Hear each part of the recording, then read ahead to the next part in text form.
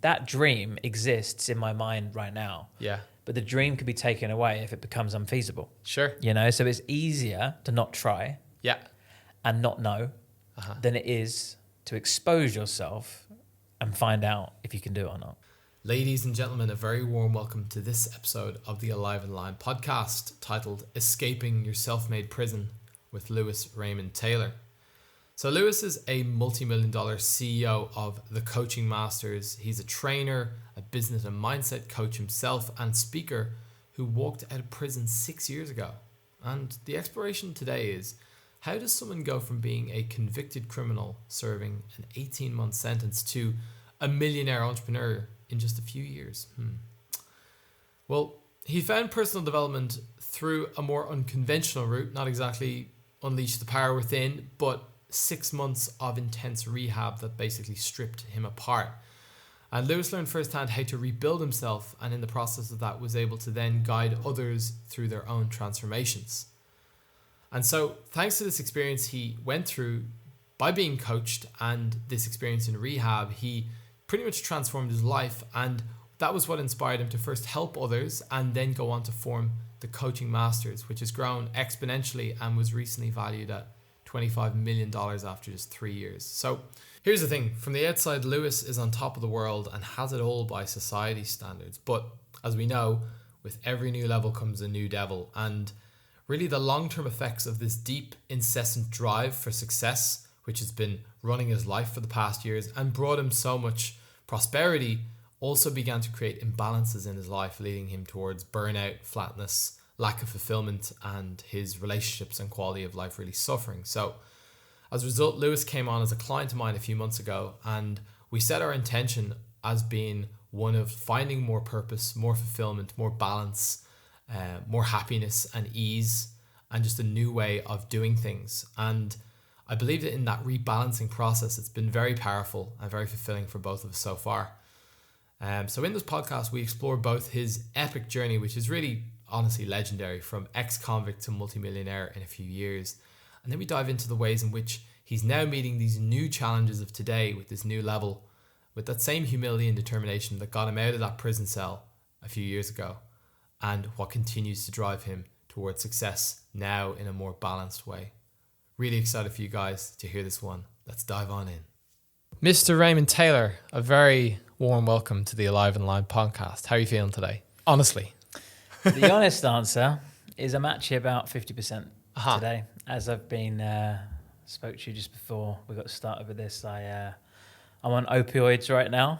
Just come out of hospital. Epic. Had a little bit of a situation, which I'm sure we're going to dive into. And yeah, I'm usually at full energy, 100%. Like to be the star of the show and kind of show off a little bit. And but I'm not quite there today. I'm feeling a little bit more relaxed and a little bit more like I'm on drugs. So let's see how this comes across. Well, because you are. And how is that to step into that?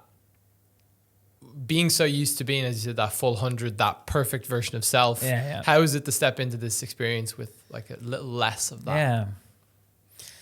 I think it's okay. I mean, I like to be authentic. I like to, share honestly and vulnerably about where I'm at. Yeah. So I've kind of got the edge there anyway. It's just a different angle. Yeah. It's nice to be able to show up in different capacities and in different ways. And this isn't something I'm used to. This is probably the first time I've been on camera with my eyes a little bit droopy, with that low energy kind of vibe, and let's see what people think. They might prefer it. You're not looking as tanned as usual as well. Really? Okay. Yeah. So because you were in hospital there recently. Yeah. Yeah. So what happened there? Should we dive into that? Sure. Right. Yeah. It's alive. So I've got a predisposition to epilepsy, and what that means is I'm not fully epileptic, but I can have epileptic seizures if I'm under certain triggers.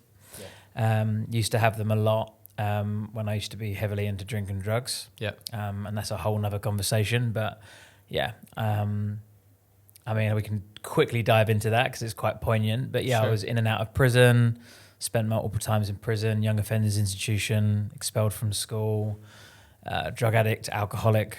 And yeah, I was having lots of seizures due to cocaine and alcohol addiction. went to rehab for 6 months and cleaned my act up, and a lot's happened since then. And my health's been in a much better place, and I haven't had any seizures. But more recently, I had a seizure. And I think it was because my body or my brain just had a complete crash, complete overload. Yeah. Gave it way too much for way too long. And it put the brakes on. And it said, you know what, Lewis, you need to stop. And I had a full seizure. So grateful that my fiance was with me, because I went blue. I stopped breathing, and she had to do CPR on me. And if she wasn't there, I would be dead. It was that bad.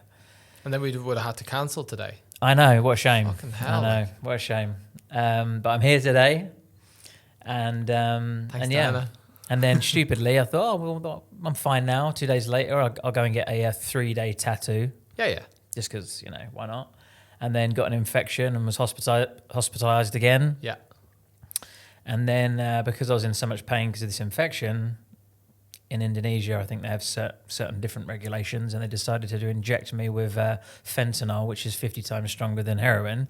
And I had a great time for a few days, but but now coming off of that, crashing a little bit and having to take these sort of tramadols to kind of level me out and keep those sort of almost withdrawals at bay. So I'm in a very interesting spot. But today I was back in my zone in business, strategy-wise, speaking to the team, and I'm getting back to normal. And I think a couple of days I'll be off this medication, and I'll be back to full capacity. But right 100%. Now, I need strong English tea and a little bit of drug just to get me through.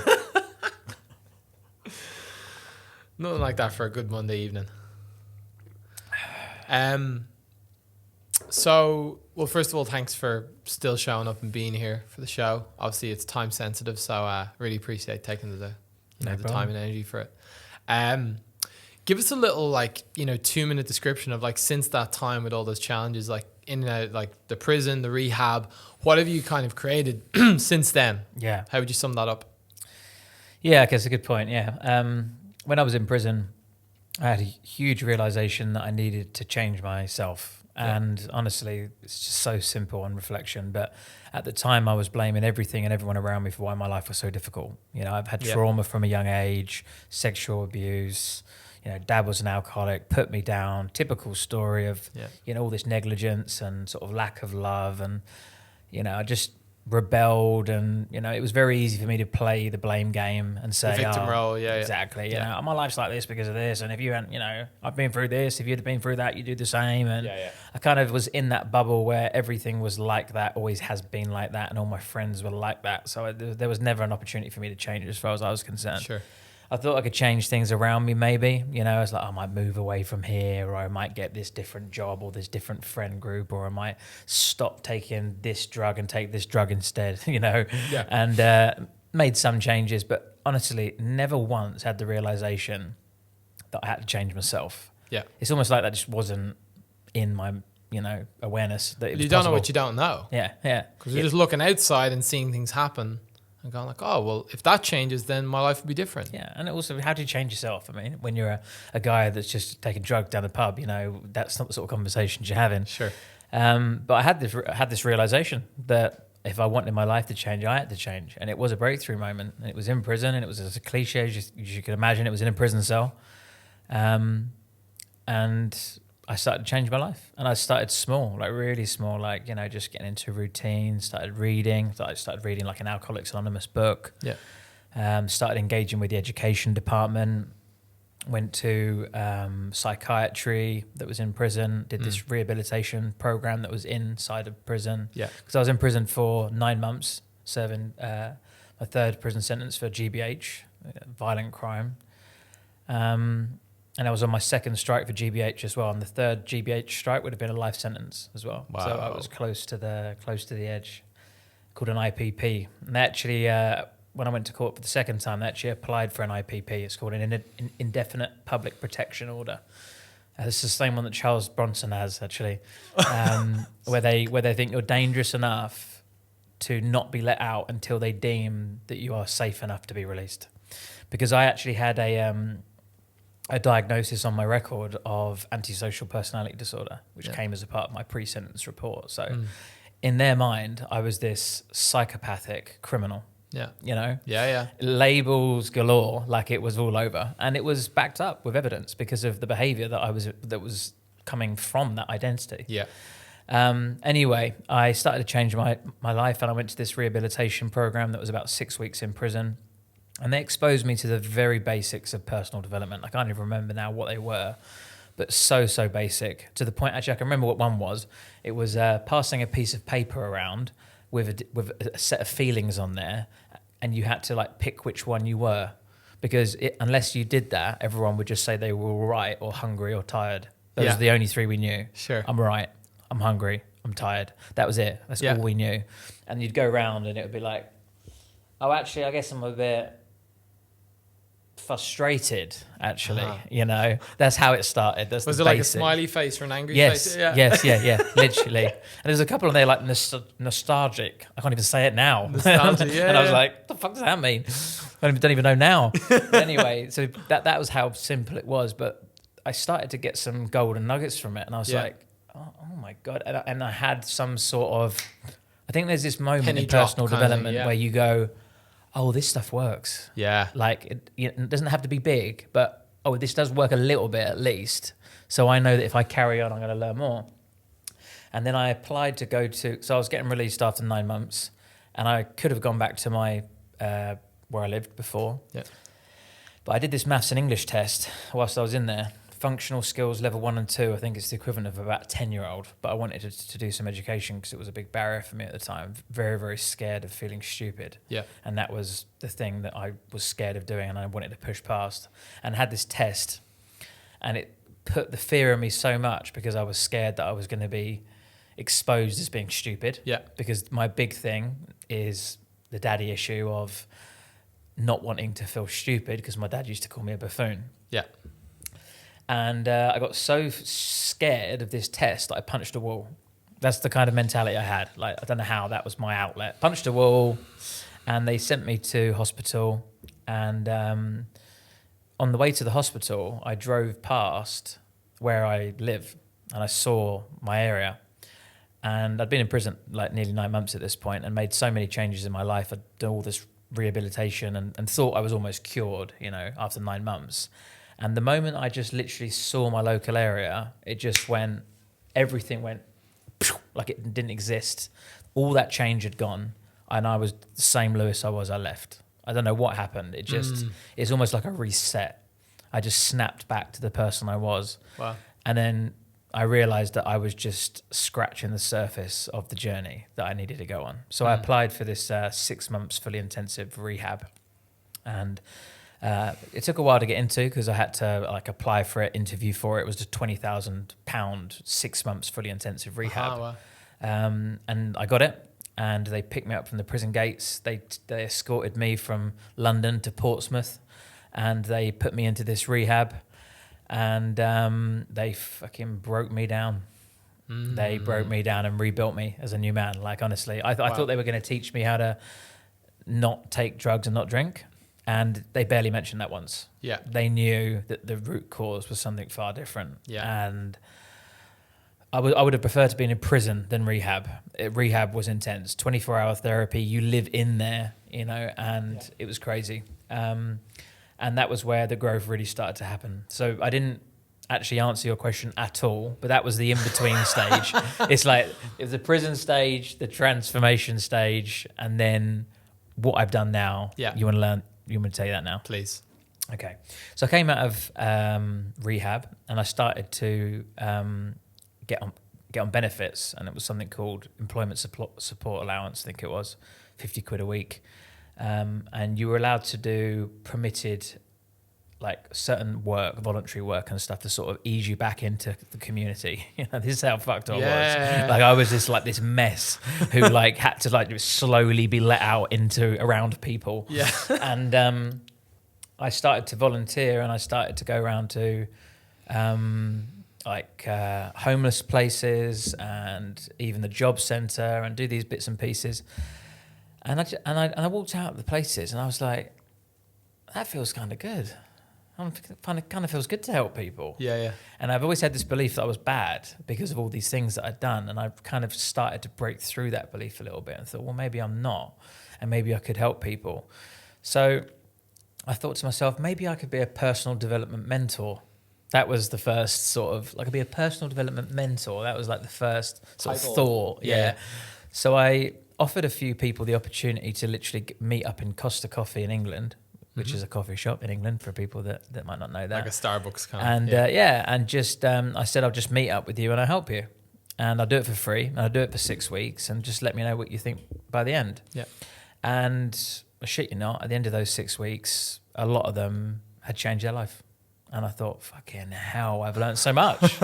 Like, because I didn't realize, but rehab was like a 6-month fucking life coaching school. You know? Yeah. And I learned all their relapses, all their breakthroughs, all their traumas. Like, I'd listened to all their stories, all my own. Yeah. And just absorbed experiencing it it yourself as well. Yeah. Yeah, and I was doing AA meetings, NA meetings every single day, sometimes 3 drug and alcohol meetings in a day. I become addicted to it. I was obsessed in personal development, just absorbed it, lapped it up, and then started offering it for free. Yeah. Realized I could make a bit of money out of it.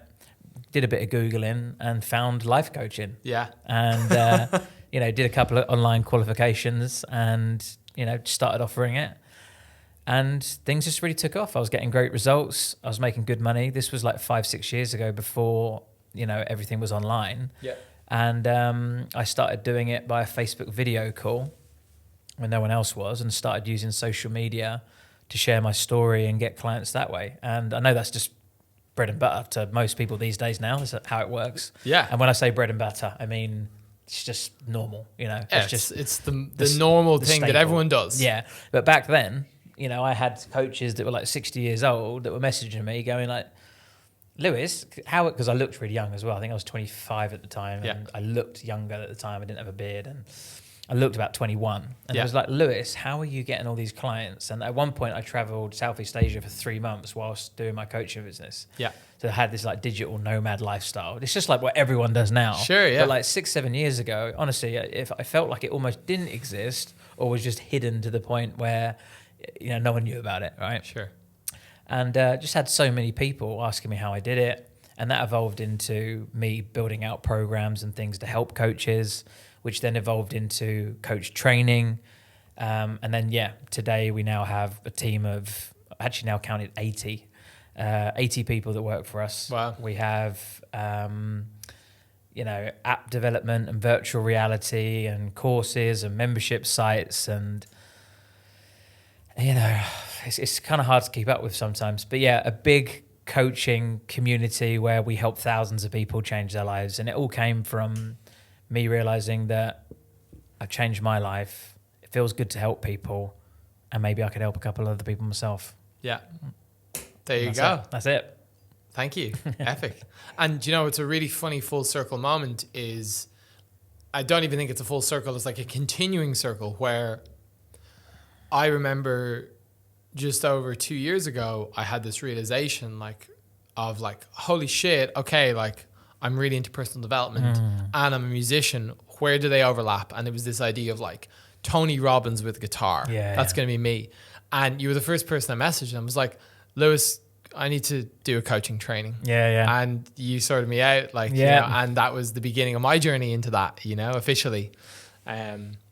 And so it's really nice to come back then full circle, and for that to continue to give. So maybe let's talk about that in terms of well, first of all, my experience of going through that was, doing your guys' trainings, yourself and Liam, who's your business partner. And there's Johnny as well who's come in, but you guys were training those ones. And the accreditation was it was really amazing to just have this mix of very deliverable, simple, relatable, kind of fun training. And then the workshops were great, getting to practice the skills and stuff. But what I really liked was that, and this is something I really get from you in everything you do, is that it's efficient and it's it's practical. There's you kind of cut the fluff out and get down to there was a thing of the 8 questions, the only 8 questions you need to do a coaching session. And if you put in fucking earplugs and ask the first question and waited till they stopped talking and then ask the second question and waited till they stopped talking, then it would be a great coaching session. It's not all like that, but yeah, there are a couple of hacks. Yeah, totally. But like, I love that, because what that gave me was, you know, I intuitively understood, like both my parents are life coaches, and, you know, I was really mentoring musicians and stuff anyway, but it gave me permission to actually step into like, I can do this. And the confidence that, it doesn't need to be that complicated as well. Because I think it's so easy for us to think that to be a life coach, you've got to be an expert. You know, you've got to be a guru. You've got to be someone that's done this for 50 years and has made, you know, $10 million. Yeah.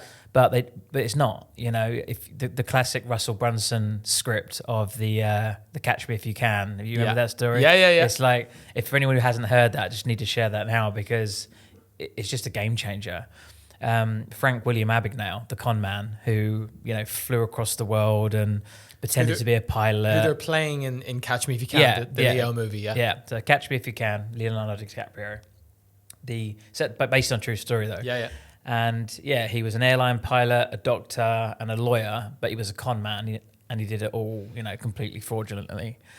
And not that we're advocates for that, of course, but the one thing he also did is he was a teacher in his own school. So he walked into his school on the first day in a new area, started getting bullied, and thought, fuck this, I'm going to pretend to be the teacher instead, and wrote his name on the chalkboard. Yeah. And said, I like Abagnale, sit the fuck down, kind of thing. Yeah. And when they caught up with him, the FBI caught up with him, they found out everything he did, but they didn't know how he managed to teach that class for an entire year. And they said, like, we've looked into everything, but how did you do that? And he said, I just read one chapter ahead of the rest of the class. Yeah. And that, for me, is the breakthrough moment that I think we all need to know, that we can profoundly and powerfully help somebody as long as we're just one chapter ahead. Yeah. And the good news is we can keep reading the next chapter as well. Yeah. It's not like we just stop there and just keep regurgitating the chapter before. It's like, as we grow, we also can serve people at a higher level, you know, so the people become, you know, maybe more affluent, if that's something that you're thinking in your mind you need. Sure. You know, like, I want to help people make money. And you might be thinking, okay, well, I need more money. But as you make more money, you can help them make more money. Yeah. Or you might think, I need more confidence. Well, first of all, you start off with someone with no confidence. Yeah. You know, and then as your confidence grows, you can help the person that needs, you know, the 10 out of 10 confidence. Yeah. And it's like a journey, you know, and I think that's really important. But yeah, it's easy to get sucked into I need to be an expert. I need to be a guru. Robbins, yeah. But you don't. You need the basics. You need to know how to help somebody. And that's where you get started. Yeah. And it's like, it's creating, because I believe everyone can benefit to some degree from coaching, or even just some kind of therapy. Just talking to a pole, you know, is going to be good for them. Yeah. So it's like, realizing that the everyday person isn't going to hire Tony Robbins, you know? So the everyday person, or like someone who's even like doing well in their lives or well in their business, still needs someone they want to work with, you know, someone who can, even if they're not like super coach, that they can still just reflect things back to them, ask them a few questions, get them thinking introspectively. It's powerful. Well, that's an important thing. To go and finish what you were going to say. I was just going to say that's what, like, I think has been the foundation of your business model. It's not been, you know, about like these shining star proteges. It's like helping the average person help other people. Because there's a few layers that I'd like to unpack here. One of them is, a lot of people don't know what coaching is. Like, most coaches aren't coaches, 99% of them. Yeah. And I speak to people all the time, and they ask me what I do. I tell them, and they say, "Oh yeah, I'm a coach too." And and we have a conversation, and it turns out they don't actually know how to coach, and they're actually a consultant. You know, so the difference is, a consultant tells people what to do. They give advice. You know, they give strategy. Yeah. A coach asks questions, and that's it. Yeah. You know, and they're a facilitator of change, and they allow their client to uncover the answers for themselves. But you'll find that 90% of people that are out there are not asking questions. They don't know any models, techniques, frameworks, methods. They literally just sit there, find out what the issue is, and give a bit of advice. Try to solve it, yeah. Which can be helpful, but a lot of the times isn't. Well, that's give a man a fish. Yeah, exactly, yeah. And that's if it's the right fish for them as well, you know? So that's a big problem. And another problem is, a lot of people think they need to go for the most complicated thing to make that change, like on both levels. The person that has the need for change feels they need this crazy thing in order to change. So even I've fallen into the trap of thinking that I need to do a Vipassana in India in order to get a little something, right? Yeah. But anyway, there's the people that feel they need this crazy thing when really maybe they need to, say a couple of nice words to themselves in the mirror one day. Yeah. Or maybe they need to, set some boundaries, or, maybe they need to set a bit of a morning routine, or maybe they need to say goodbye to a few negative habits or people in their life that are causing them some, the simple stuff, right? Couldn't be that easy though. I know it feels, yeah, exactly. And then there's the trainers as well that also neglect those things, thinking that it's too simple and they can't charge for it. Yeah. Like, how could I charge for that stuff? We're the opposite. We want to give the simple, basic things because we know that's what people need. Yeah. People don't want complexity, because complexity isn't implementable, and then they can't get results from it. Yeah. And they feel a lot of trainers. I'm not going to call them coaches because they're not, but a lot of like trainers, consultants, mentors, they're looking for that next shiny, crazy thing that they can introduce that makes them feel like they have this powerful gift that nobody else has. But if you're giving that at the expense of missing the fundamentals of change, it's not going to work, It's not to say that those extra bells and whistles on top aren't amazing, but you have to go and do those basic things. When I was in rehab, one of the things that I had to do every single morning at 9 a.m. is do morning affirmations, and we would sing. I'll actually sing it for you right now if you don't mind. Go for it. I'm HAPPY, I'm HAPPY, I know I am, I'm sure I am, I'm HAPPY. And when I first did that, I thought, what the fuck am I doing here, right? Yeah. And then I walked out that room with a little smirk on my face, and I thought, I feel pretty good. Yeah. I feel pretty good. I feel pretty HAPPY. Yeah, I feel pretty happy. Surprisingly. And it's the little things. That's where we got to get started, and that's where change happens. And they're the most profound. And they're the ones that, if they stick, are going to have the most long-lasting change. Yeah. So that's a lot of what we do at the Coaching Masters. Those fundamental, long-lasting changes, building confidence, changing identity, breaking down limiting beliefs, working out who you are, what your vision is, what your why is, how to set goals. Those things are the things. The building blocks. The building blocks. Yeah. And if you miss the building blocks, it's like we've spoken before about the skyscraper analogy, right? Yeah.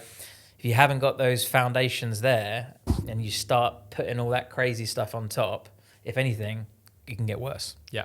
Yeah. Gust of wind will take you down. Yeah. So I came in through that process and then ended up kind of leapfrogging almost to the top of the ladder then, which was the mastermind. Yeah. The Inner Circle Mastermind, which was like that was definitely more money than I'd ever spent. Yeah. To sit in a Zoom room for 6 months with you and the crew on a business I was working on at the time. And again, my experience of that was to see the other end of the spectrum, which was like, of course, there's all these like simple, applicable, relatable tools that work for, people who are stepping into coaching and wanting to make a difference in people's lives. And then the other end of it was like your, I suppose, analytical and, strategy brain and how to effectively, like, what were the tools you would use to scale the company from nothing to however many millions in 3 to 4 years, What are the main issues you see in people when they kind of reach these growth plateaus, we'll say? Yeah. It's always going to come down to two cliche things: mindset and strategy. That's it, right? The mindset, because in the beginning, so you want to know specifically to do with leveling, say, from like 6 to 7 figures. Is that the kind of... Any kind of plateau, because we want to keep it, semi-relatable, but... Because it is different stages, different things. Totally. The things that keep most coaches stuck is the mindset. Yeah. They don't believe they can do it. They don't believe they're good enough. They haven't got the confidence to charge, the sort of prices they think they deserve. They have this belief that they're not good at technology, and they have this belief that sales is sleazy and marketing is going to make people think that they're inauthentic. And it's just a sea of limiting beliefs. Yeah. And all of that stuff, if it's there, it doesn't matter if you had the best strategy in the world. It's just they're not going to allow themselves to apply it. Yeah. So the mindset needs to be worked on severely from a business capacity. Yeah. You know, so that's number one. But then you need to have a strategy. Yeah. And a lot of people don't see that there are two major parts of a coaching business. You've got to be able to help people profoundly, and you've got to be good at business. Yeah. And you have to have both. Because I know some of the best coaches in the world that have no clients. Yeah. Because they don't know how business. I also know some fucking really good business people that are shit coaches. Yeah. Right? Yeah. Yeah, but you want to have both ideally. Sure.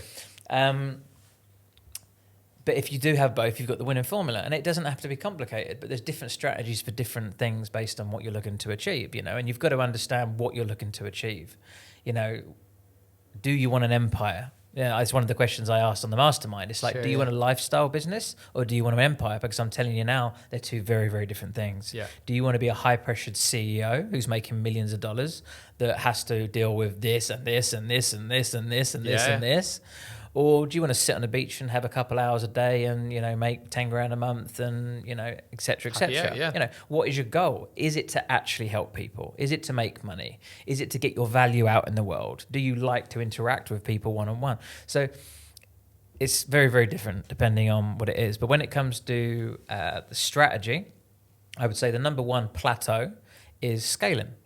It's as simple as that. And the reason why people don't scale very well is because they don't understand how to acquire customers using digital marketing. Yeah, that they're reliant on guesswork, hoping, praying that someone knocks on their door and says, hey, I want to work with you. Can't scale that. Sure. And also their product's one-to-one, which has a limit to it, and there's only so much time you've got in the day.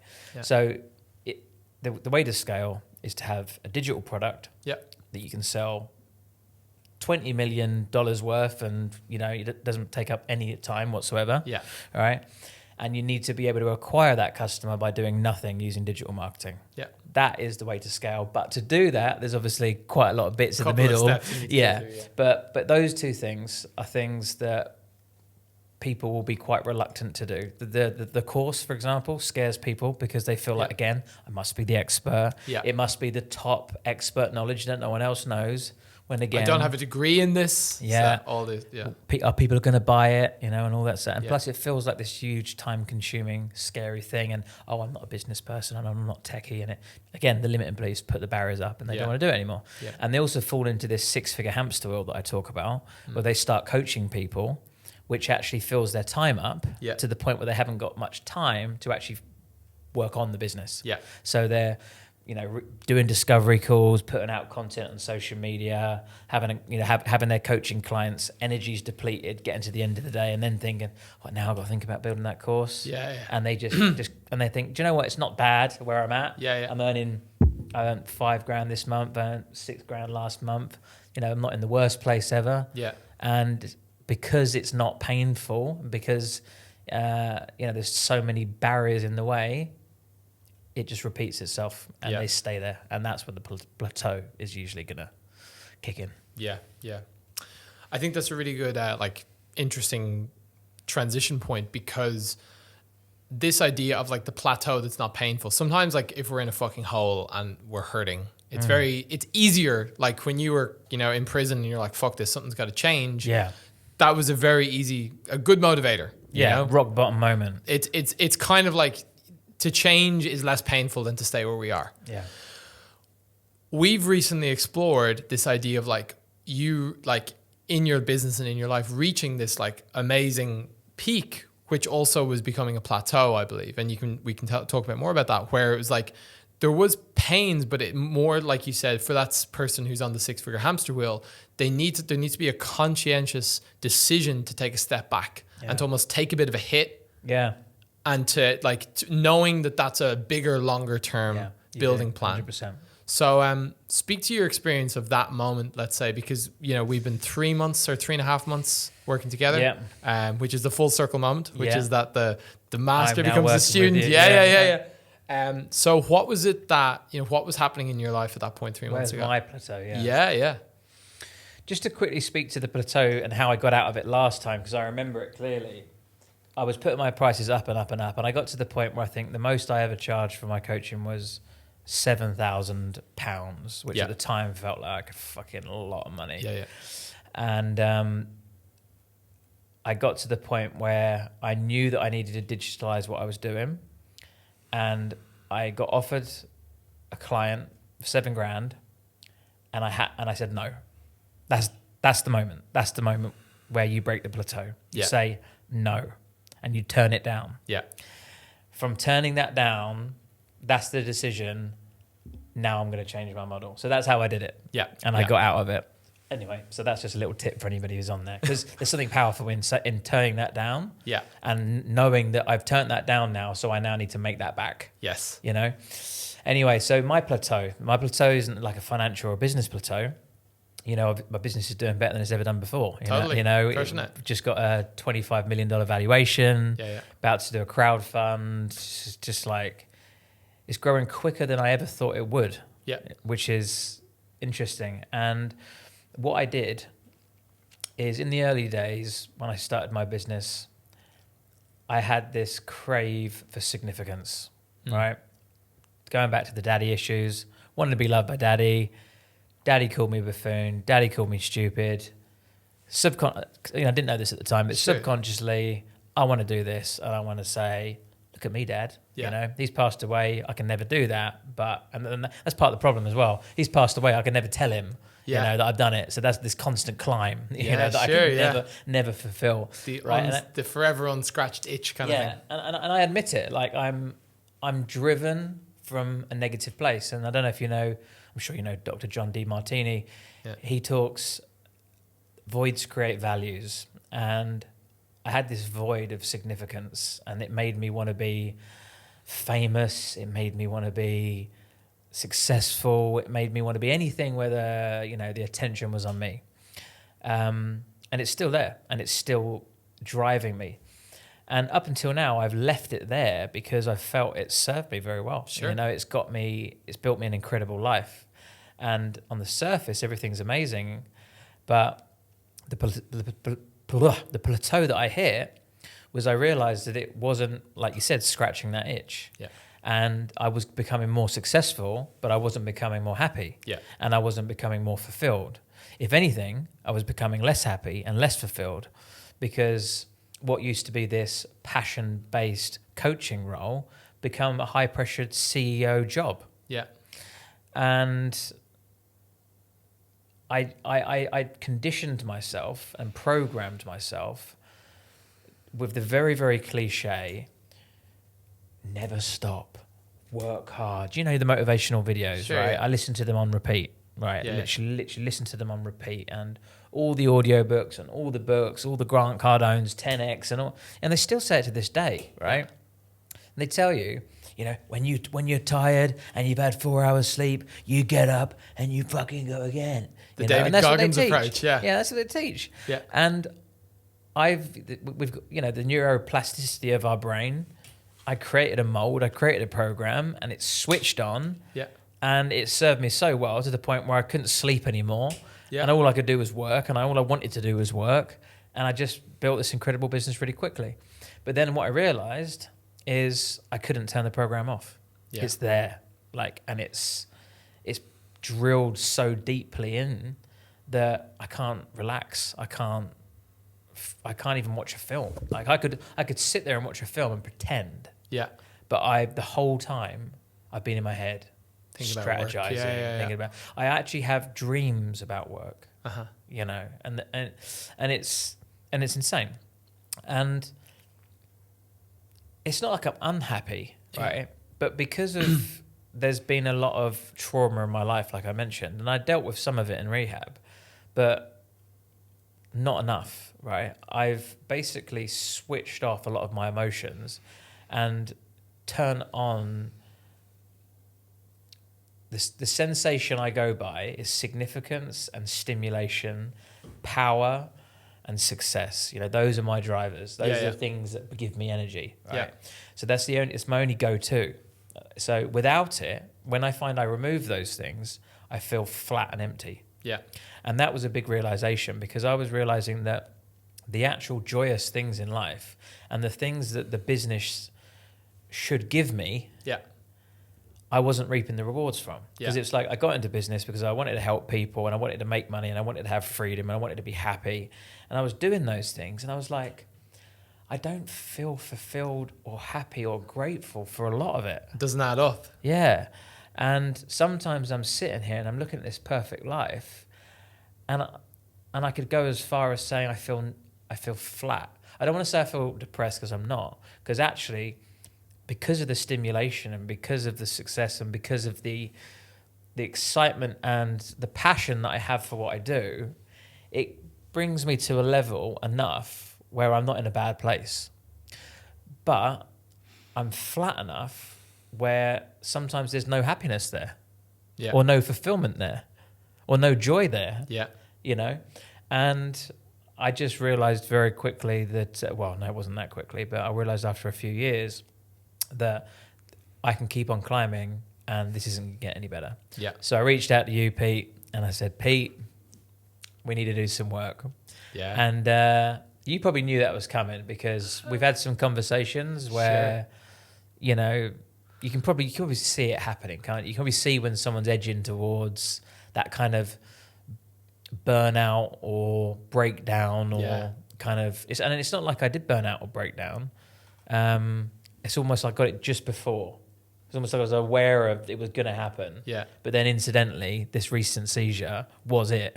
Delayed onset, you know. It's like, I knew it. I sort of sensed it was coming. Can I share my view of that? Because we met at a breathwork event. I think it was like about 2 years ago probably. And I had a sense. I was like, oh, he seems like a cool guy. Like, we should go for lunch. And so I didn't know anything about coaching masters. And you were telling me about this business. And then you started talking about acting. And I was like, oh, okay. And I saw you light up in a different way. And I was like, oh, interesting. And then, we met, I think it was probably then like started this year. So like 9 months ago or so. And you were going even deeper. Oh, we're going to go this target and this thing and we're building this. And I was like, what about that acting? And I just saw you like kind of, like almost shrivel up. I was like, there's something there. There's like something there. I'm like, so here's the beautiful thing. Most people in the world never actually admit that or tap into that or even want to go there. Particularly people I'd imagine who have had that much success. Because why would you want to potentially ruin everything you've built? You've got the perfect life already. Why would you want to change it? Exactly. Why would you want to risk that? It's hard. Let me quickly to explain that. So from a young age, because I had this need to be loved by my dad, I can't remember it consciously because I was very young. I must have been 6 or 7 when I first started. I must have created this, I want to be seen. And I got really into acting, singing, dancing. I was in plays, literally every day of the week. My parents were quite supportive in that sense, very emotionally neglecting and, physically, verbally and physically sometimes abusive. But they would put me through drama school. I used to love that. Absolutely love it. And it kind of gave me what I felt I needed at the time. And, unfortunately, when I was 10 or 11 years old, I was sexually abused by someone that was at this stage school. And that coupled by the fact that I was going into senior school and it was like a whole new environment, I was like, I'm just going to stop it all. And it was like my childhood dream just got smashed. Forgot it ever even happened. But it is my dream, But it's an interesting one though, because I'd be lying if I said my dream is to be an actor. It still taps into that need for significance, which is why I'm not like deeply pursuing it, because I think it's still part of the problem. Because it's not like if I'm on stage, then I'm going to be fulfilling my passion. It's just kind of like, I want to be in the limelight. I could be an actor, or I could be a presenter, or I could have my own TV show. But there is something about performing that lights me up. Like the idea of moving to Hollywood and auditioning and things like that. Like it brings me excitement. And it's something I want to pursue. So that's something that in our work, we're starting to tap into now to explore. But like you said, it is difficult when your alternative's so good. Say for example, you was in like a really shit job that you hated, that you were depressed, Yeah. and there was this opportunity to follow your passion that was going to light you up inside, it'd be quite an easy jump to make. Sure, yeah. But when your alternative is like also a very, very good situation, does make it more difficult. But that is just a bullshit story. And the truth of the matter is there's just fear around it. Yep. You know? Yeah. And you've got even more to lose potentially, because you've built such a successful identity around what you've been doing. Yeah. So if you were to venture into something now and not be good at it, that would be pretty hard. Yeah, and also just the fear of all the childhood stuff. You know, Sure. It's like, that dream exists in my mind right now. Yeah. But the dream could be taken away if it becomes unfeasible. Sure. You know, so it's easier to not try and not know than it is to expose yourself and find out if you can do it or not. You know? So that's the fear. Because I'm a hypocrite, right? And I'll be honest with you. Because I will tell everybody to push through fear. Yeah. Right? On the things that I don't find scary.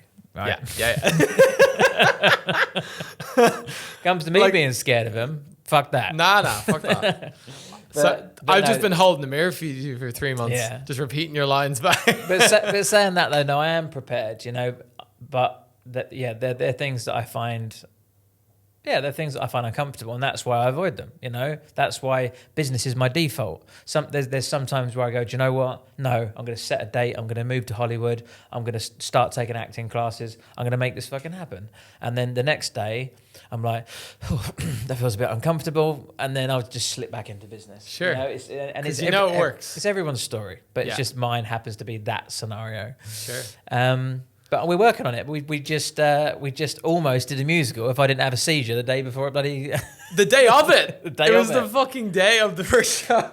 Which is like Diana gives me a call like 3 hours before the show, and she's like, "Yeah, Lewis has had a seizure. I don't think he's going to be acting tonight." I'm like, "Thanks for letting me know." It was like, crazy, hectic. Because I'd done the rehearsals. It was like 2 weeks of practice. Did the dress rehearsal, with the cameras, everything. Yeah, and so I was, I'm stepping into this, new part of me that I'm excited to explore, and just absolutely crazy that happened. Who knows why? But there could have been something. Sure. My projection of it is that, we could look at that moment of you finally getting on stage as the end point of the hero's journey, and I actually think that was just like the middle of the hero's journey. That was the setback of the hero's journey. Yeah, totally. I think the crescendo is still to come.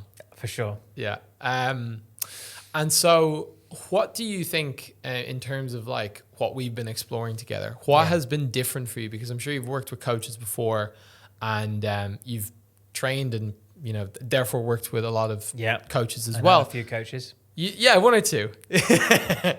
You got a directory of them. Yeah. So what has been different for you about like what we've been doing together?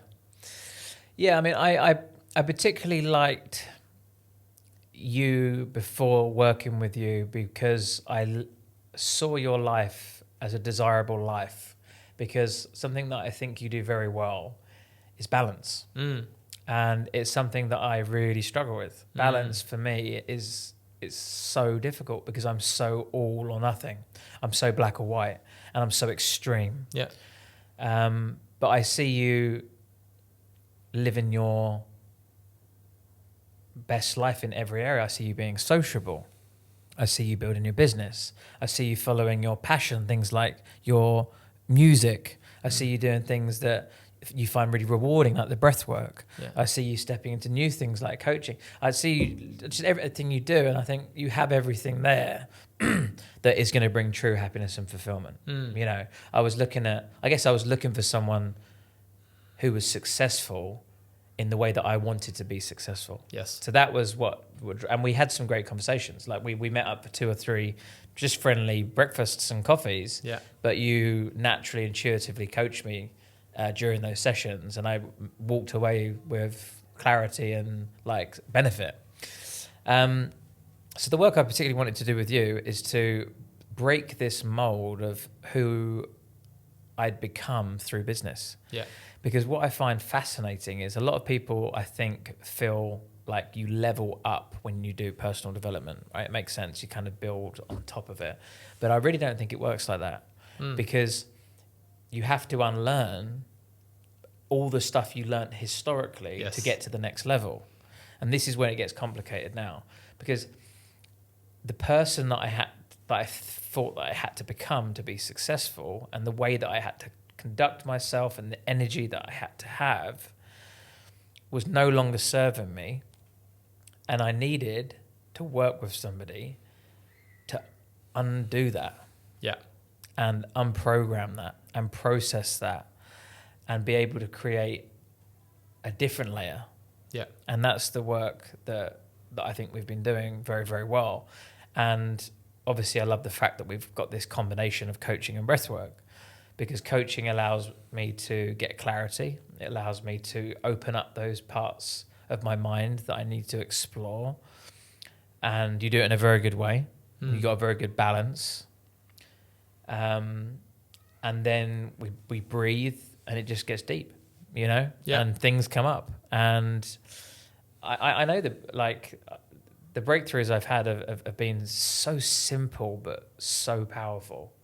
Like, I logically knew a lot of them, but until I was able to have coaching, because the thing is, sometimes in our head, it doesn't make sense enough until we verbalize it, vocalize it, hear it, make sense of it.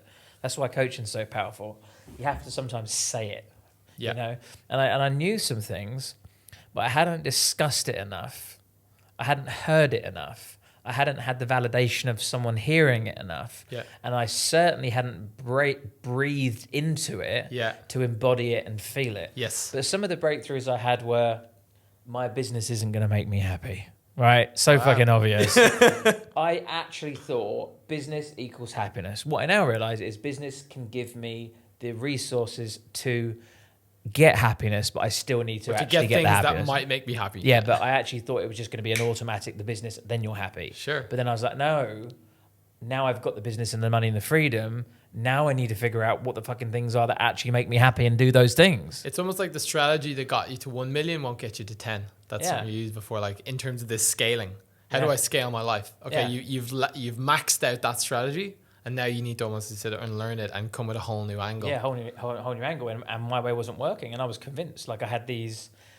It's kind of weird because it's not a limiting belief; it's almost an empowering belief. I had this belief that as long as I keep on grinding on this business day in, day out, then things are going to be good. Yeah. Right? And then I slowly realized that it wasn't. So the first realization I had is that I needed to work on my life more. I need to do things that, I need to really explore things that make me feel happy and fulfilled and work on those. So that's simple, but until it clicks and you embody it through the breath, you can't actively work on it. So that was like the first breakthrough.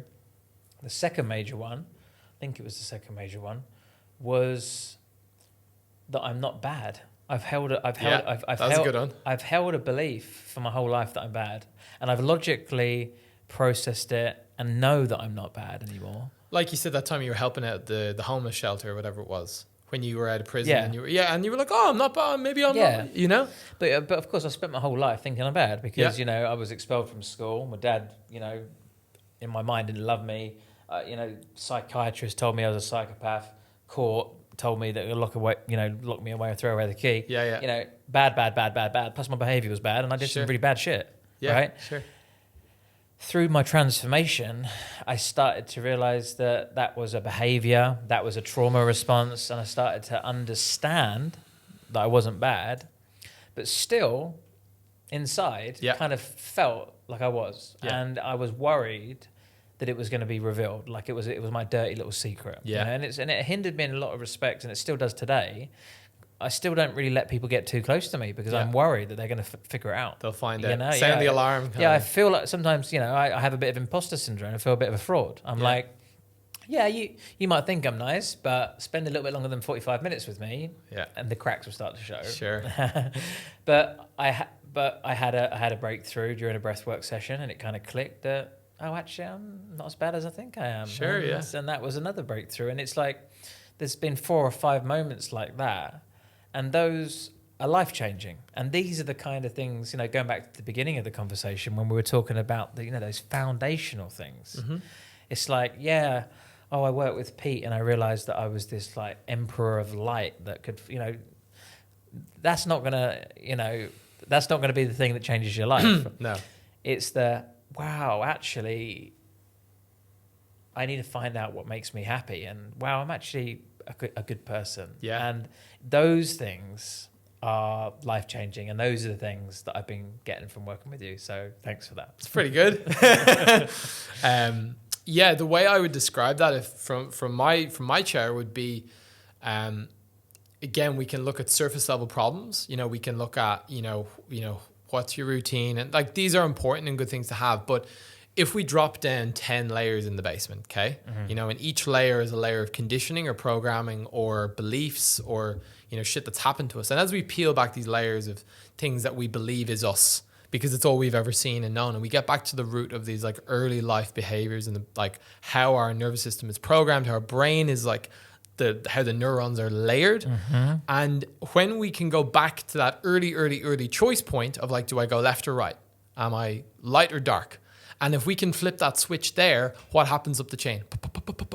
So now all the shit that was happening on the surface starts to shift. Yeah. You know, naturally. We don't even need to think about it anymore. Like my experience of that is I no longer tend to have these really, like I used to be very, very critical of myself, extremely hard on myself.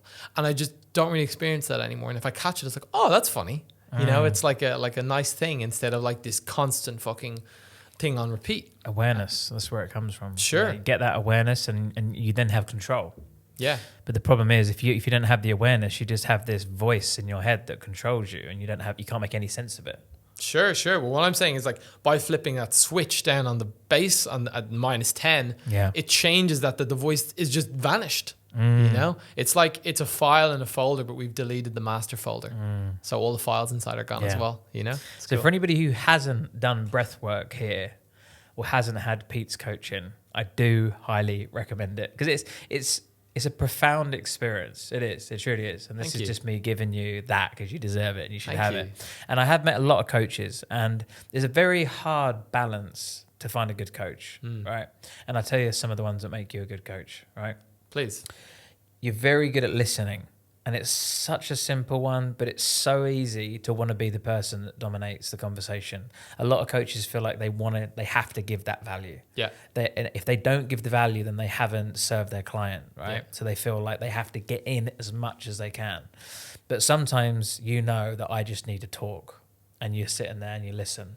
And I find the balance between you allowing me to talk and the contribution of what you bring to the conversation is a perfect balance. So that's something that's big. And a lot of people miss that. Because like, for example, they might be talking and about to literally come out of a breakthrough. You can see their eyes light up. Because I've watched, you know, hundreds of coaching recordings and all sorts of things with parts. You know, you can see people like coming up with a breakthrough and you just see the coach just come in with an irrelevant piece of maybe some advice model or something, or just, you know, not even listened. Yeah. But sometimes the client does the work. You know, the client knows where they need to go, and sometimes you could sit there and just listen to the end. Sometimes you could literally just sit there and listen to them for an hour, and they get exactly what they need. Yeah. Right. But you'd find you know the balance, and you know when I need to talk, and you also know where is it appropriate for you to bring in things. Yeah. I love that you have a very good breadth and depth of understanding of everything I've been able to say. That's something that I find quite impressive. Like honestly, you know, because out of everybody, I think I would be a very challenging client because there's quite a lot of depth and layers to me. Sure. And I'm quite complex. You know, not that a lot of other people aren't. But there's a lot of things that I say that I would assume 90% of people would be like, what the fuck? Like, I don't know what to say here, or I don't know where to go here, or I don't know what you mean here, or I've never experienced this, or I can't relate anything to this. But everything I say, you understand. So whether or not you just have a very natural, intuitive understanding of people, or you have done so much personal development on yourself that you can just relate to things that you've experienced, something there has given you a very breadth and depth of knowledge, which is rare. Thank you. Because most people would freeze up on a lot of stuff that I would bring to the table. and they would just have to just go back to a coaching model, which isn't the end of the world. But, the best type of coaching is intuitive. You're not sitting there with a grow model, you've got that planted somewhere in your subconscious now, and you have a conversation and you know what to say and what to share. And the other thing that I like is that you also bring in an element of education, which I value, because I like an ROI. I like to learn things. And I don't know whether you picked up in it earlier, knowing my rep system, but I'm visual. So you draw things for me, right? And I don't know if that's something you do for all your clients or if it's something you just do for me, but different people learn in different ways and they absorb information in different ways. And I am visual and I see things.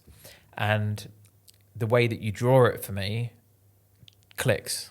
Yeah. So you were able to analyze me enough to know that that's how to communicate with me, and done it in some very abstract ways that if you was to look through that notepad, it looks like a fucking pile of crazy lines shit. going everywhere. Yeah. Lines going everywhere and all sorts of fucking buildings and people. But to me, that was like made crystal clear sense. Yeah, it lands.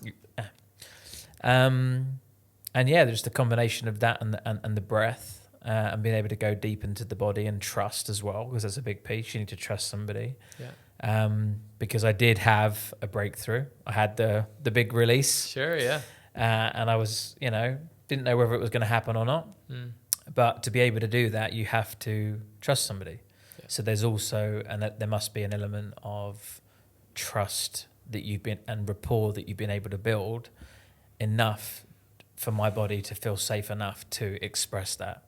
So those are the things I think overall have made it such a good experience, and I would highly recommend anybody that's watching this work with Pete if you get the opportunity to do that. Thank you, mate. Appreciate it. Gotta screen grab that. That's Yeah. gotta be the that's the moment. And to put this in perspective, like I've trained over 3,000 coaches, qualified over 3,000 coaches, and met a lot, watched a lot of recordings, done a lot of training, and you're up there. Thank you. So wow. Well done for getting into it, because you've picked a good one. You picked a good avenue to go down. Thank you.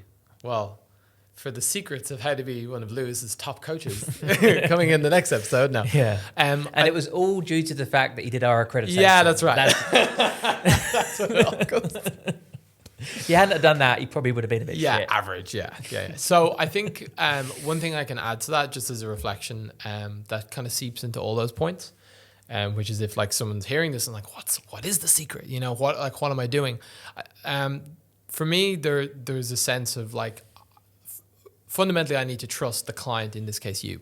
I need to trust that you can find your way, and that you need to know that it feels like to be good instead of bad. Or that you need to know what the bottom of the barrel feels like. So maybe that means knowing that you've just had a seizure and you want to go for tattoos and going, sure, go for it, That's a great idea, And just because you have to experience that and go through that, unfortunately. Like I've been through some pretty gnarly stuff as well that I didn't realize I was driving myself into.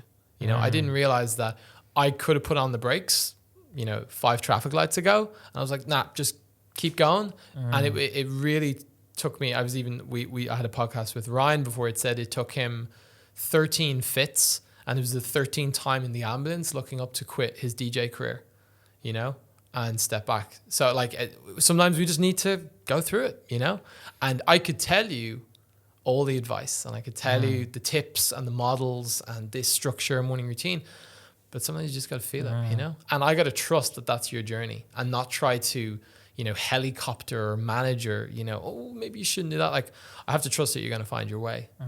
And whether that's, finding your way in a session where you're exploring something instead of me trying to tell you what I think, although sometimes that can happen as well. Like, yeah, maybe don't, but it's ultimately, I think it's trusting deep down that the person can find their way by themselves, and that I'm just kind of like the signpost occasionally. Yeah. And the other piece is like talking on the breadth of topics, and how I always seem to have it's For me, I feel like I'm quite a deep person anyway. Like I get depth and I get these models and visualizations and like the diagrams I really enjoy.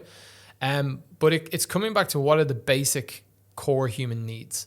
So whether it's, I had an argument with my business partner, or this thing's happened at home, or there's an issue with this, like it's basically always coming back to human needs, which is like, I want to feel happy. I want to feel fulfilled. I want to have, food, shelter, feel love, all these things. And if these are met, then we don't really need fucking anything else.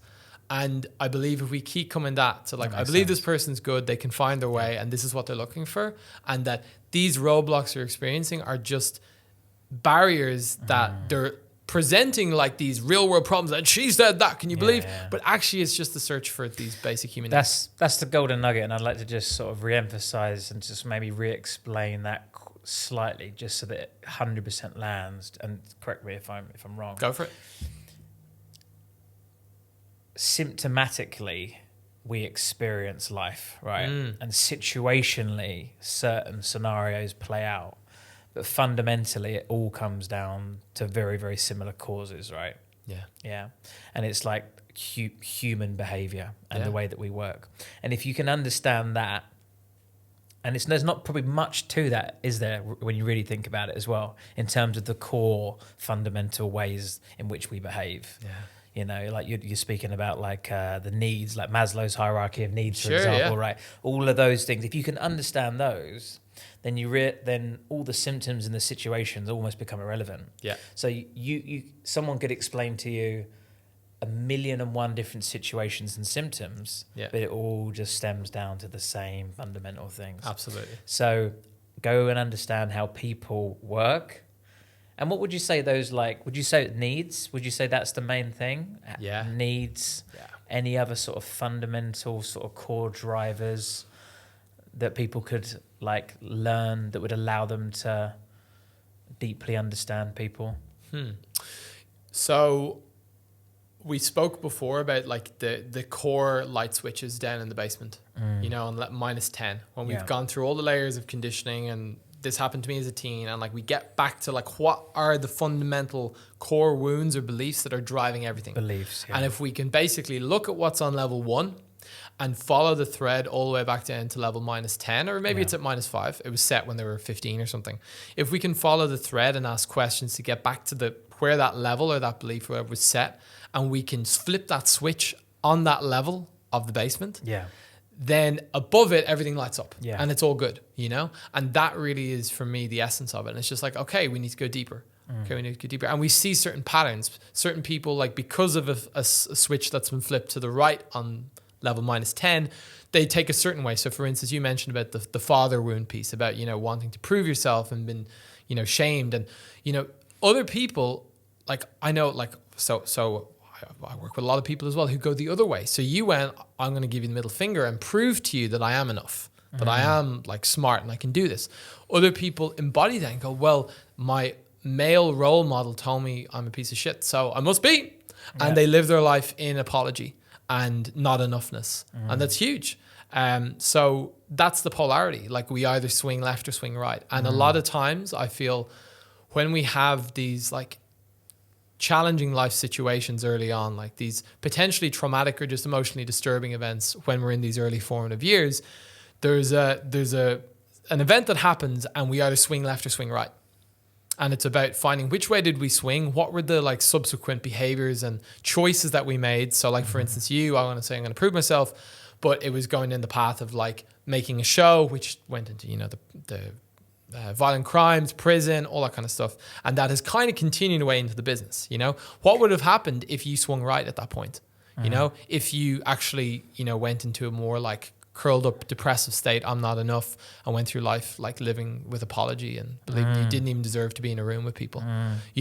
How would your life be different? So it's just finding like what was the initial moment that created that cascade, and how do we like reverse that, or just like acknowledge it. And by acknowledging and recognizing that was the moment, why I've taken all these decisions, it like melts the whole timeline, and we just get to be who we are right now. So from a coaching standpoint, if when Pete is mentioning about these layers, I would say any coaches that are listening to this that are thinking, I want that breadth and depth of knowledge that Pete's got, I would say those core fundamental layers at the bottom of the basement probably come down to beliefs, values, and needs. Yep. I would say those three. There's probably more. There's probably lots of other layers. Yeah. But if we could truly understand those, yeah, and how they work for people, yeah, and we can get all sorts of deep, like we did the archetypes, didn't we, recently? Yeah, is the like masculine kind of archetypes. Yeah. just kind of like a manifestation of some of those things, really, Sure. when you think about it. But I think those three things would be some good fundamental things to learn that would allow you to cope with a lot of different scenarios that come up on the surface. Yeah. Like, what are those core limiting beliefs that people say, and how does that show up in their language? So that might be, I'm no good at social media. Yeah. Well, let's follow that. Yeah. Let's get right back down to where that started. Yeah. And then if we can catch that and shine light on that, it dissolves the whole thing, and then suddenly you're fucking doing lives every other day on Instagram. Happy days. Same with like values. Like if you don't know your values, then you're in real trouble as well, because you might find that you could never start a business because you value security so much that it just conflicts and contradicts that value. And therefore, there's this problem of, I want to start this business, but I can't, blah, blah, blah. But then just where does it, get back down to the basement? Where's those values? So I think that's three good takeaways: values, beliefs, and needs. Learn those, and you'll be able to understand people in a very, very profound way, and in a lot of different scenarios. Yeah, I would say like, have a look at the fundamentals of those, and then go out in the world and just see where you start noticing it. And it's like putting on a certain pair of glasses. Yeah. And that's how I feel. I just I wouldn't even say I see the world. I feel the world in that way. I almost feel when people are talking from a certain color of belief or value or need that's been, and then it's basically like, okay, how do I guide them back to what they really know to be true? And this comes back to, again, trusting that every person intuitively knows their way. So like, if we bring it all the way back to you, as a child wanting to do acting, I know you would say, like, the story is because maybe I wanted to prove to my dad. I think it's just because you just want to fucking just express yourself, and that we've all got different flavors as to what that comes up from. But like, it's like, how do we follow that like fuck yeah feeling? Like, follow that thing that makes us feel alive and do more of it without blocking it, repressing it, or shaming ourselves for it. So what's next? Business-wise, we're investing into technology. We're really excited by a virtual reality application we have on the Oculus headset now, where we can coach with a digital avatar. Wow. We've got the fear of public speaking room and the stress and relaxation room. Wow. And you can, we've got like this almost like virtual coach where you can coach and ask questions, and it can, it's crazy stuff. Fucking hell. Yeah, so that's fun. Personally, we've still got some work to do. We do. I need to get to Hollywood. I don't know how, but I know how to get to Hollywood. But the acting still needs to be explored. I've only tiptoed into it. Really enjoyed the musical. I enjoyed that. It came to a sudden stop. We need to reignite that. I'm getting married in October. Congratulations. Thank you. So that's amazing. Going to be starting a family. But in a few years from now, if I could be... the business is always going to play a big part of my life. Like a business, I'm passionate about business because it stimulates me, and I enjoy. Stimulation is the best word to describe it. It gives me a lot in that sense, right? But I also need to do something that lights my soul on fire as well, and that's what I need your help to explore. And I think it's going to be the acting, and also the family and the the unit that I'm building with Diana as we get married and we have a child and things like that. Yeah. So those are the next immediate things that I think are going to change the game for me over the next couple of years. And maybe a couple of weeks off to chill out. We'll talk about it. Okay, we'll work on that. Lewis, thank you so much for joining me today. It's been epic. Thank you very much for having me.